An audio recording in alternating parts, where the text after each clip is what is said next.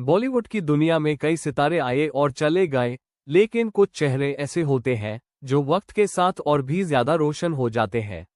आज हम बात कर रहे हैं एक ऐसी अदाकारा की जिनकी मुस्कुराहट में जादू था, जिनकी आंखों में कहानियां थी और जिनकी जिंदगी में दर्द भी उतना ही गहरा था। ये कहानी है मधुबाला की, the 14th of February 1933। Delhi के एक सिंपल परिवार में एक बच्ची का जन्म होता है। नाम रखा जाता है मुमताज बेगम। उनका परिवार ज्यादा अमीर नहीं था, घर में कई भाई बहन थे और जिम्मेदारियां बचपन से ही उनके कंधों पर आ गई थी। उनके पिता एक स्ट्रिक्ट इंसान थे जो अपनी बेटी को लेकर बहुत प्रोटेक्टिव थे। कहते हैं बचपन से ही मधुबाला में एक अलग सी चमक थी, एक मासूमियत जो सबको अपनी तरफ खींच लेती थी। सिर्फ 9 साल की उम्र में मुमताज बेगम ने फिल्मों में काम करना शुरू कर दिया। उनका पहला नाम दिया गया बेबी मुमताज। वो सेट्स पर काम करती थी, पर असल में वो एक बच्ची ही थी जो खेलना चाहती थी, पढ़ना चाहती थी। लेकिन मजबूरी ने उन्हें जल्दी बड़ा बना दिया। धीरे धीरे उनकी मेहनत रंग लाने लगी और मुमताज बेगम बन गई। मधुबाला 1940-50 का दौर। बॉलीवुड में एक नई हीरोइन का जादू छा गया था। मधुबाला की खूबसूरती, उनकी स्माइल, उनका स्क्रीन प्रेजेंस, सब कुछ इतना अलग था कि लोग उन्हें वीनस ऑफ इंडियन सिनेमा कहने लगे।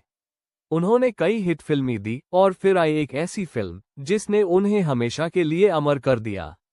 मुगल-ए-आजम। इस फिल्म में उन्होंने अनारकली का किरदार निभाया, एक ऐसी प्रेमिका जो मोहब्बत के लिए सब कुछ झेल लेती है।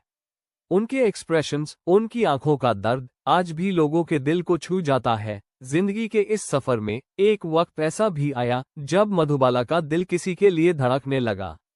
वो थे बॉलीवुड के मशहूर एक्टर दिलीप कुमार। दोनों की जोड़ी स्क्रीन पर भी पसंद की गई और रियल लाइफ में भी उनका प्यार गहरा होता गया।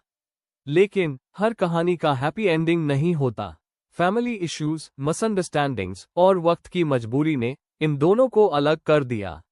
ये जुदाई मधुबाला के दिल पर गहरा असर छोड़ गई। जब दुनिया उनकी खूबसूरती की तारीफ कर रही थी, तब उनकी जिंदगी में एक और मुश्किल चल रही थी। मधुबाला एक सीरियस हार्ट डिजीज से जूझ रही थी, कंजेनिटल हार्ट डिजीज। डॉक्टर्स ने उन्हें आराम करने की सलाह दी, लेकिन उन्होंने काम करना नहीं छोड़ा। दर्द में भी वो कैमरा के सामने मुस्कुराती रही।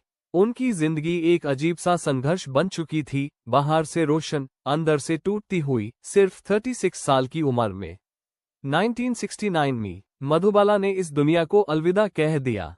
उनकी जिंदगी छोटी थी, लेकिन उनका असर बहुत बड़ा। आज भी जब उनकी फिल्में देखी जाती हैं, तो ऐसा लगता है जैसे वो कहीं गई ही नहीं। मधुबाला सिर्फ एक एक्ट्रेस नहीं थी, वो एक एहसास थी, एक कहानी थी जो हमेशा जिंदा रहेगी।